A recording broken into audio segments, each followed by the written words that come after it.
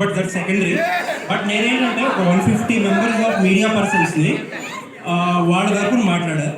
సరే, right wrong అనేది subjective, అది ఎవరు తీసుకునేది ఆడది. అండ్ ఇంకొకటి, సుమగారిని సారీ ఈ రోజు కూడా సుమగారు అని అంటాను, ఆ రోజు అదే అన్నాను. ఆవిడ మీద ఎప్పుడూ రెస్పెక్ట్ ఉంటుంది.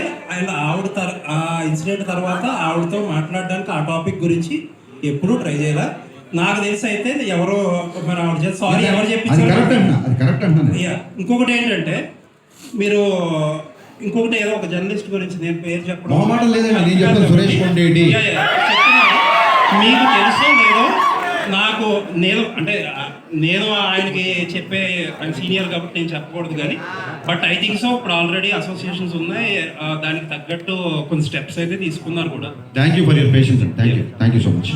అపార్ట్ ఈ కాంట్రవర్షియల్స్ పక్కన పెడితే కంటెంట్ పరంగా ఇది రియల్ ఇన్సిడెంట్ ఎక్కడో నార్త్ లో జరిగింది, ఛానల్ అయింది. ఇప్పుడు మీరు ప్రజెంట్ సినిమా తీస్తున్నారు కాబట్టి ఇక్కడ ఈ పర్టికులర్ మన స్టేట్స్ సంబంధించి ఎవరినన్నా రిజంబ్లెన్స్ ఉందా? ప్లస్ కొత్తగా అడ్వాన్స్డ్ ఇన్కమ్ ట్యాక్స్ రైట్స్ సంబంధించి చాలా టెక్నాలజీ మారిపోయింది, చాలా కొత్తగా కూడా జరుగుతుంది. కరప్షన్స్ కానీ బ్లాక్ మనీ గురించి కానీ ఇందులో ఏం కొత్తగా ఉండబోతుంది? ఇందులో బేసిక్గా అంటే చాలా సినిమాల్లో ఒక సిన్సియర్ కాప్ చూపిస్తాం, లేకపోతే ఒక సిన్సియర్ కలెక్టర్ ఆఫీసర్ చూపిస్తాం కదా. దీంట్లో ఫస్ట్ టైం ఒక సిన్సియర్ ఐటీ ఆఫీసర్ అనేది కంటెంట్ నాకు బాగా నచ్చింది.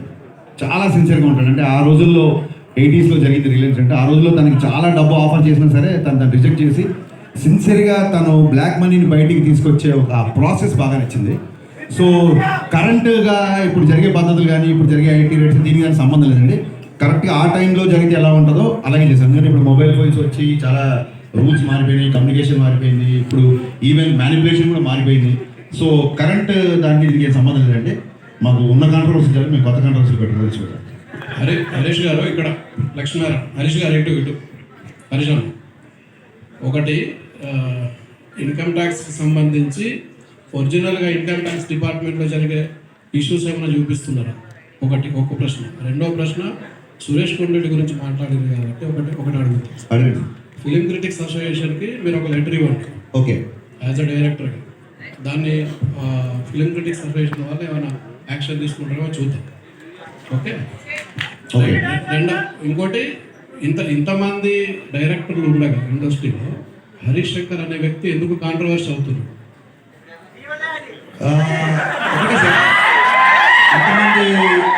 ఇంతమంది డైరెక్టర్లు ఉండగా హరీష్ శంకర్ కాంట్రవర్సీ అవుతున్నాడు అనేది మీ ఒపీనియన్. నేను దాన్ని 100% ఏకీపించను. సెకండ్ థింగ్ ఏంటంటే, అందరి డేట్లు ఒకేలా ఉంటారు సార్. ఒక్కొక్క సినిమా తీద్దామని వచ్చాం కదా, ఒక్కొక్కళ్ళ నేచర్ ఒకలా ఉంటుంది. కాంట్రవర్సీ అనేకంటే కూడా నేను ఏదో ఇప్పుడు నా డైలాగ్ సినిమాలో చప్పట్లు కొడతారు, సో మీ దగ్గర చప్పట్లు కొట్టించుకోవడానికో లేకుంటే మీ మీద కౌంటర్ వేస్తే ఏదో అంటారని కాదు. నేను ఇప్పుడు సురేష్ కొండరెడ్డి గారితో ప్రవర్తించినట్టు మీతో ఎప్పుడు ప్రవర్తించున్నాను నాకు తెలిసి, అలాగే ఇంకోళ్ళతో ఎప్పుడు ప్రవర్తించున్నాను. అండ్ కమింగ్ టు ఎక్కడైతే నిజాయితీ ఉంటుందో అక్కడ వాల్యూమ్ ఎక్కువ ఉంటుందండి, ఆ గొంతుకు వాల్యూమ్ ఎక్కువ ఉంటుంది. సో గతంలో జిహెచ్ఎంసీ ట్యాగ్ చేస్తూ కానీ లేకుంటే డ్రైనేజ్ సిస్టమ్స్ కానీ ఒక చోట అనాథరైజ్ కన్స్ట్రక్షన్ జరుగుతుంటే మా ఇంటి పైన చిన్నపిల్లలు నిద్రపోకుండా ఏడుస్తుంటే రైట్ అంతా వాళ్ళు కాంక్రీట్ వర్క్ చేస్తుంటే కానీ నేను ట్వీట్ చేశాను. సో బేసిక్గా కొంచెం కన్సర్న్ ఉన్నవాళ్ళు డెఫినెట్గా ఏమంటారు, చెట్లున్న పళ్ళున్న చెట్టుకి రాళ్ళ దెబ్బలు ఉంటాయి కాబట్టి కాంట్రవర్సీలు. విశ్వప్రసాద్ హరీష్ గారు బ్రదర్ ఒక్క నిమిషం. విశ్వప్రసాద్, ఈ సినిమాలో నల్లధనం గురించి చెప్తున్నారు. ఈ దేశంలో మొత్తం కార్పొరేట్ వ్యవస్థ దగ్గరనే నల్లధనం ఉన్నది. ఈ సినిమా మీరు ఏ ధనంతో సినిమా చేశారు? Wow, super dialogue. బ్రదర్ ఆగండి ఒక నిమిషం, వినండి. అర్థమైంది. అంటే మీ సొంత కష్టపడి తీసిన వాడు డబ్బు అంటారు.